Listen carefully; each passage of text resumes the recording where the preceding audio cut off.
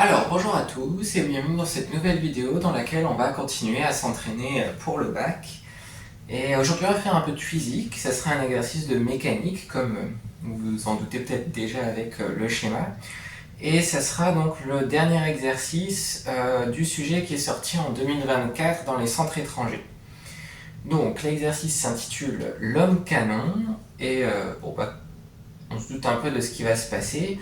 Globalement, il y a une personne qui sera mise dans un canon, on va tirer, la personne va être projetée et ça va faire un mouvement de chute libre. Donc il y a pas mal d'introductions, un peu de culture générale. Nous, ce qui nous intéressera vraiment pour cet exercice, c'est qu'on étudiera donc le mouvement de l'homme canon dans le référentiel terrestre, donc on suppose galiléen. Et puis, donc, on assimile la personne à l'intérieur du canon et son équipement à un point qui a une masse notée petit m de 80 kg et qui sera uniquement soumis à son poids. On néglige les frottements de l'air. Et donc, à 0 secondes, l'homme canon démarre son vol et puis on suit sa position au cours du temps. Donc on a plusieurs valeurs numériques qui sont données. Donc le canon est incliné d'un angle de 45 degrés, la vitesse initiale est de 31 mètres par seconde, et puis le canon, enfin la bouche du canon, est située à 8 mètres d'altitude. Et donc, c'est découpé en deux parties cet exercice. Donc il y a une première partie un peu plus sur des raisonnements énergétiques, et la deuxième partie, ce sera plus des histoires d'équations paraboliques, enfin d'équations de trajectoire à trouver. Enfin, les équations horaires, les équations de la trajectoire, etc. Mais bon, on va commencer par le début, donc la partie 1 et la question 1. Et il faut commencer par exprimer l'énergie mécanique du système à l'instant t égale 0. Donc l'énergie mécanique, elle retient deux composantes, l'énergie potentielle de pesanteur et l'énergie cinétique. Donc l'énergie potentielle de pesanteur, puisque l'axe, alors je ne vais pas donner de nom, mais donc ici c'est Z et là-bas X. Donc puisque l'axe Z est vers le haut, l'énergie potentielle de pesanteur, ça sera mgz. Et l'énergie cinétique, ça ne dépend pas du sens de l'axe, c'est toujours 1/2 de mv carré.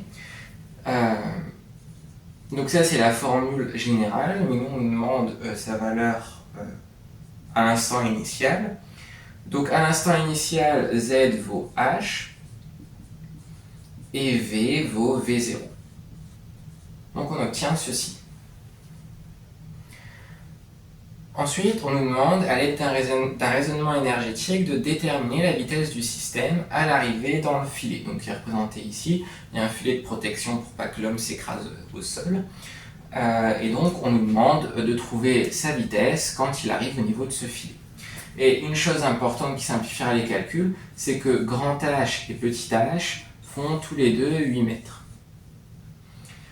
Donc ici, puisque on néglige les frottements de l'air, l'énergie mécanique se conserve.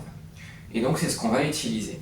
Puisqu'ici, dire que l'énergie mécanique se conserve, ça veut dire que l'énergie mécanique initiale est égale à l'énergie mécanique finale. Donc l'énergie mécanique initiale, c'est ce qu'on avait ici. Donc mgh plus 1/2 de mv0 carré. Et pour l'énergie mécanique finale, ça sera la même chose, sauf qu'au lieu d'avoir grand H, on aura petit h, et on aura 1/2 de mvf carré. Mais comme petit h et grand H sont égaux, en fait ici ces deux termes-là se simplifient.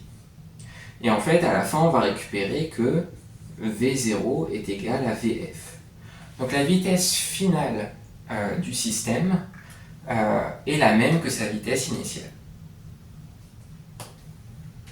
Et pour la question 3 de cette partie, il faut représenter, sans se soucier de l'échelle, l'évolution de l'énergie cinétique, mécanique et potentielle de pesanteur. Donc l'énergie mécanique, on a dit qu'elle se conservait, donc ça serait une droite horizontale. Ensuite, pour l'énergie potentielle de pesanteur, ici, elle va commencer par augmenter, puisque l'homme va commencer à monter atteindre un maximum d'altitude et ensuite commencer à rebaisser. Donc ça va être la même chose pour l'énergie potentielle de pesanteur. On va avoir quelque chose par exemple comme ça. Et là à la fin, comme il y a la même altitude à la fin au niveau du filet qu'à la sortie du canon, ici on doit avoir la même valeur au début et à la fin.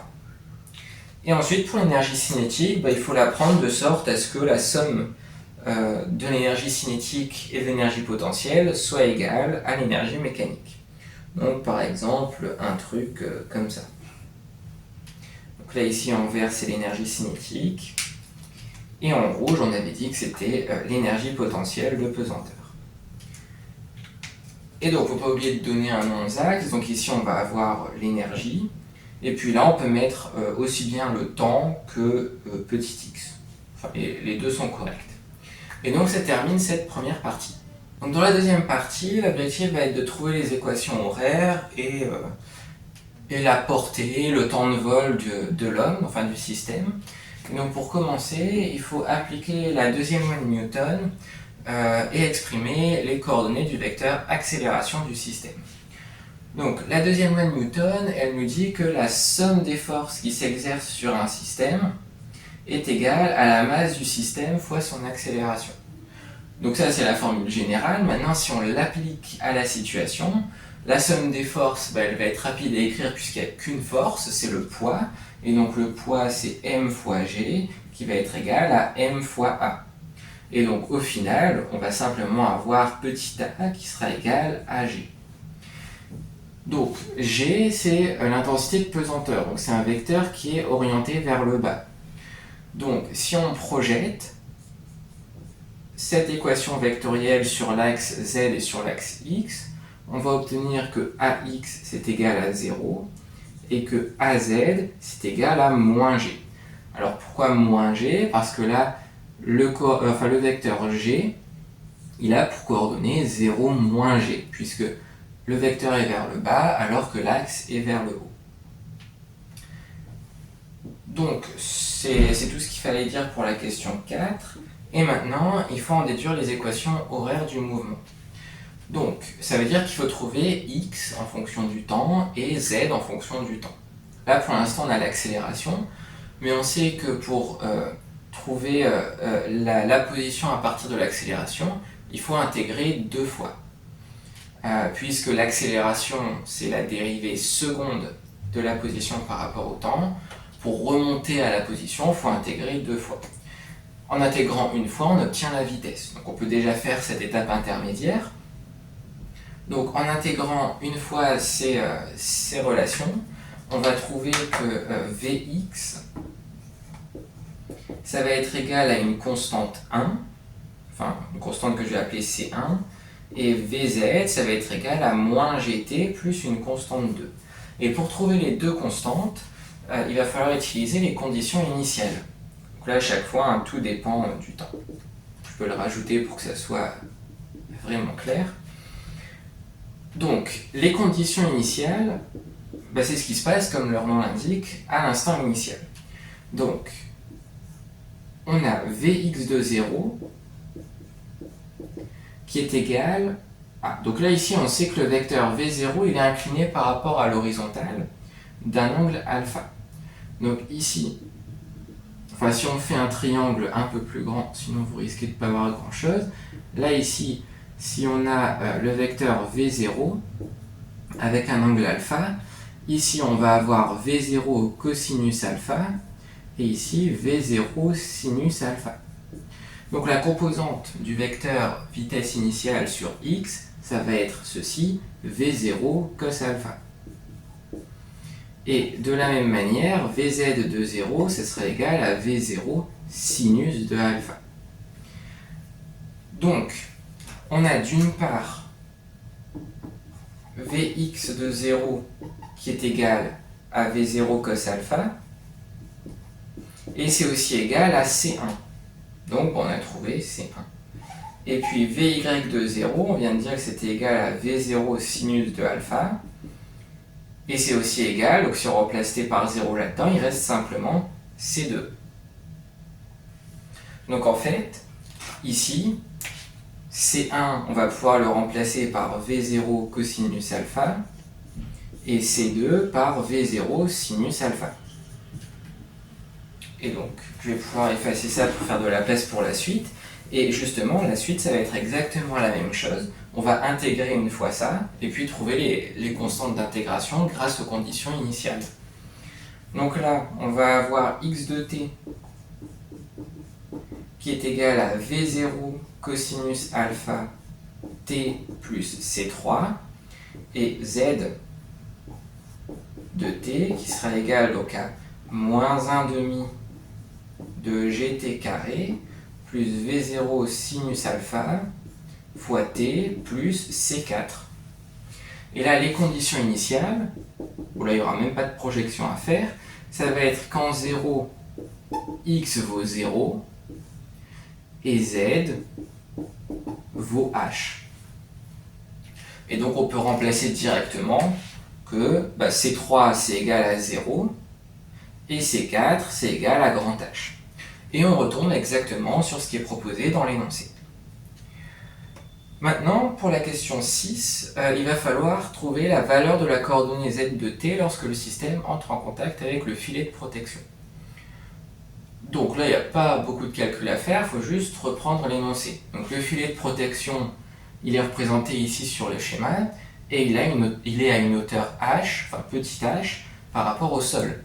Donc ça veut dire que z sera égal à petit h quand le système entrera en contact avec le filet de protection.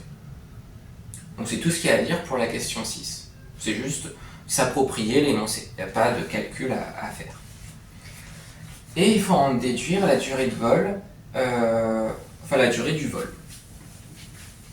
Donc pour trouver la durée du vol, il va falloir en fait trouver la valeur de TV pour que z de TV soit égal à petit h. C'est ça, si on traduit en termes d'égalité.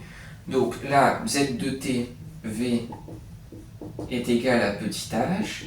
C'est équivalent, si on remplace, parce qu'on a trouvé deux questions avant, à moins 1,5 de GTV carré plus V0 sinus alpha fois T plus H, fois TV, pardon, plus H est égal à petit h. Mais grand H et petit h, c'est la même chose, donc ça se simplifie. Et donc, ça nous arrange, parce que ça a simplifié beaucoup les calculs. Là, ici, on se retrouve avec simplement ceci égale 0. Et on peut factoriser par TV. Et si on factorise par TV, ça va donner TV facteur de moins 1,5 de GTV plus V0 sinus alpha égale 0. Et ça, c'est une équation de produit nul. Donc soit le premier facteur est nul, soit le deuxième facteur est nul. Donc on a que c'est équivalent à TV égale 0 ou moins 1,5 de GTV plus V0 sinus alpha égale 0. Et donc si on isole TV dans la deuxième partie, on va avoir que TV doit être égal donc à 2 V0 sinus alpha sur G. Et donc c'est cette deuxième partie qui va nous intéresser parce que là ici ça a du sens cette trouvaille, disons, enfin cette solution, parce que vu qu'on est à la même hauteur ici et ici, effectivement il y a deux instants auxquels on se retrouve à une hauteur de 8 mètres. Mais bon, ça c'est pas très intéressant parce que c'est le début du saut, c'est ça qui va nous intéresser, cette deuxième partie. Et quand on fait l'application numérique,